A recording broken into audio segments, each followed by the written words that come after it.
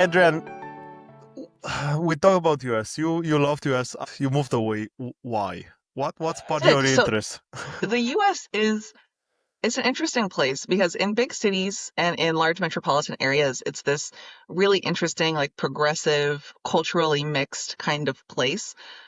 But when you get out of those areas, it kind of feels a little bit like a different place. Like you kind of go 20, 30 years back in time in terms of, certain social groups and how things are.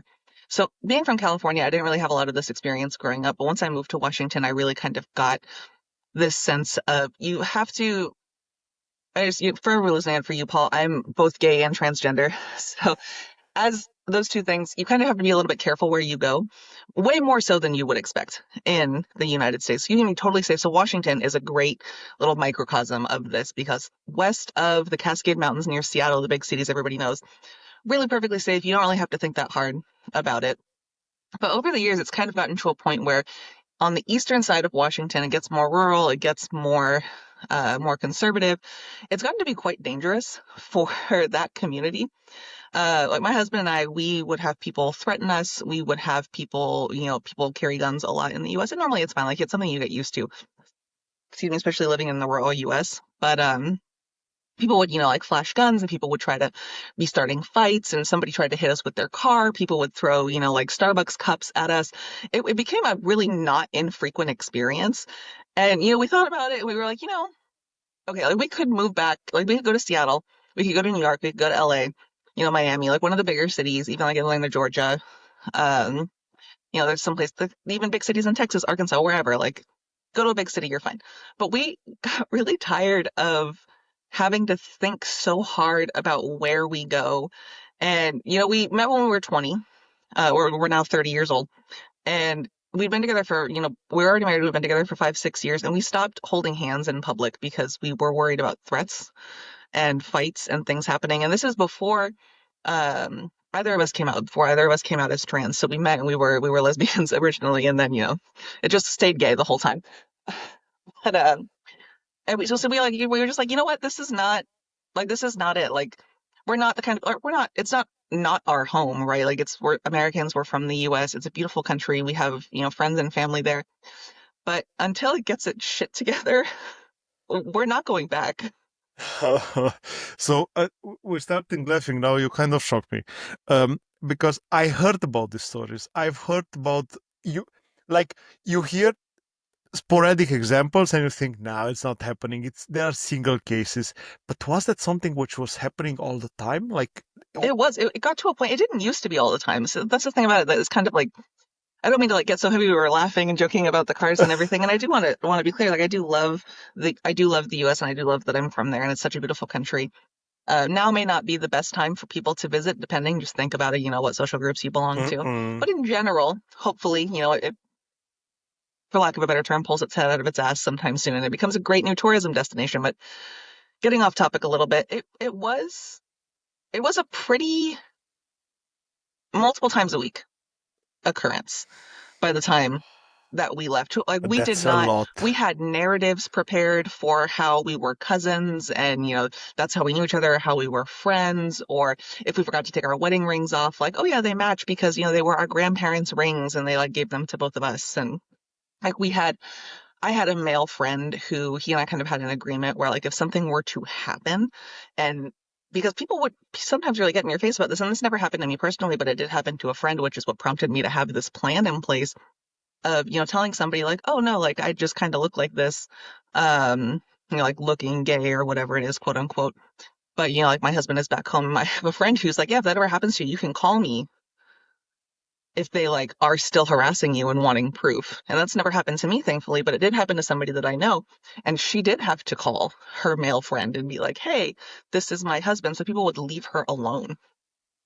Oh, that's really hard. That's really hard because at the end, that's a really big step in my private life. I'm Yeah. It got to a certain point where it's just like in the US, I didn't like there are places all over the world. I'm not even being a person from this community, right? I'm gay, I'm transgender. I don't care if people are accepting. I don't care. It's your personal opinions, your personal lives, your culture, your religious beliefs. I do not care. But the moment that that starts to become something that you're enforcing on other people, and especially when it becomes violent and confrontational, that's not okay. That's not.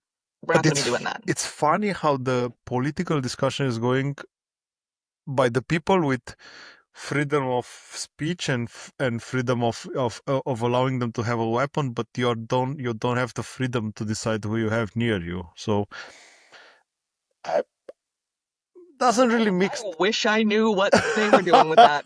Um, Yeah, but all of it's us can have weapons though, so don't run your mouth too hard because the queers are also carrying a lot of the time in the US, okay. especially in rural Okay, areas. a pretty good reason to move outside of the US. I have to be honest, and like you said, especially in the rural US. I think in the sixth episode, Kevin Cat said that they have somehow the feeling that the rural communities are really judgmental in US, and if you don't go to church, they kind of look angry at you if you, why you are Sometimes. not there, and It's hit these and were miss. I mean, I lived in a rural community when I was doing my master's degree in a small town in Washington, and the majority of people, they're nice, they're helpful. They don't care who you love. They don't care, if you're gay.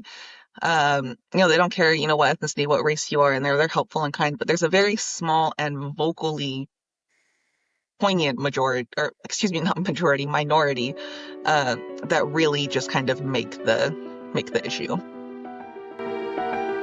you see the small dot in Europe, Spab? It's Croatia. It's a country there. What was the reaction? So it's really important to understand that for the vast majority of Americans at the time I was doing this, which was in 2007 when all this started, the last time they had thought seriously about Croatia was as part of the dissolution of Yugoslavia and the wars that came out in the 90s. Right? 1991, 92. I know, but it didn't hit our Somewhere. news again after that. So everyone I talked to, I actually would have some people be like, where? And I would say, it's in the former Yugoslavia. And they go, oh, you're going to Yugoslavia. I'm like, well, you can't do that. And I had people tell me, Brittany, they're at war. And I was like, well, that's just not true. Just that was 17 years ago. Now they are okay.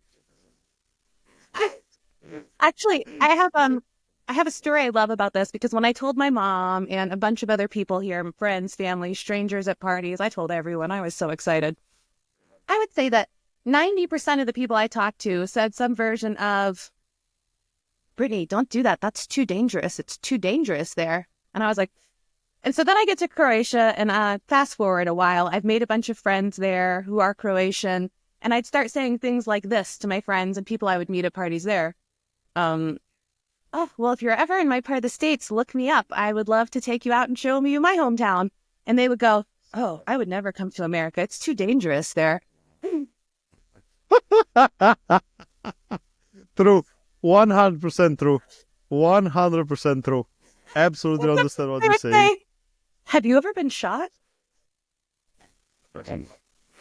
Do you own a gun? Do you have it now You with own a- you? Like, you Are can you- really buy you have a guns gun in right now? stores?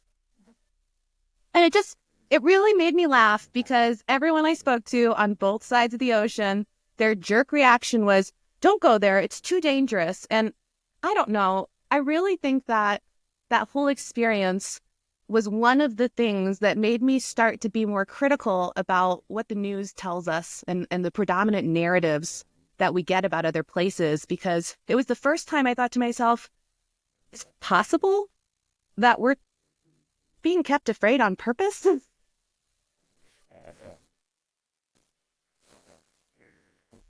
Absolutely. Absolutely. I'm fully with you. And I think the you only hear the fantastic info that you hear in the news. Like, you don't hear the good stuff. You never hear the good stuff because the good stuff is not making audience. It's only you only hear the craziness, only hear the war, only hear. I'm pretty sure that nobody heard news from Syria until the war started. I'm pretty sure that nobody heard news from Iraq until the war started. So it's absolutely the same. I'm absolutely with you. But basically, the advantage here, you had no expectations, so you arrived like everything must have been a positive surprise for you. It was. Not every surprise was positive, though on the balance that it was. but I really didn't have any ideas about what it would be like. I tried to research it before I went, but I don't know if you guys remember what the internet was like in 2007. It's not like now where you can find pictures of everything all the time because everybody constantly has a camera in their hand.